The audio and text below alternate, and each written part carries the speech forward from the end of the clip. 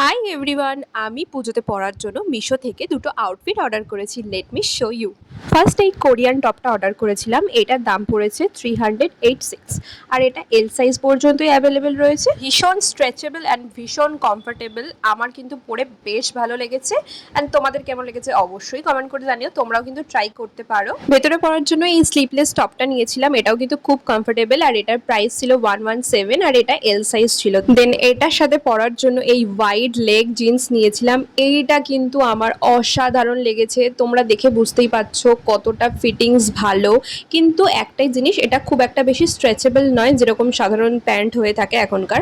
But খুব সুন্দর। চলো সেকেন্ড লুকটা দেখা যাক। তো এই আউটফিটটাও কিন্তু আমার ভীষণই ভালো লেগেছে এবং সবাই বলেছে ভীষণই কিউট লাগছে। এই কাটিংটা টপের আমার জাস্ট অসাধারণ লেগেছে আর ভীষণ সুন্দরও লাগছে। আর এই টপটার প্রাইস ছিল 232। আমি এটারও এল সাইজ নিয়েছিলাম। নেক্সট ছিল এই ডেনিম স্কার্টটা। এটার প্রাইস ছিল 269। আমি ভুল করে 38 সাইজ নিয়েছিলাম, বাট আমার 34 নিলে ভালো হতো।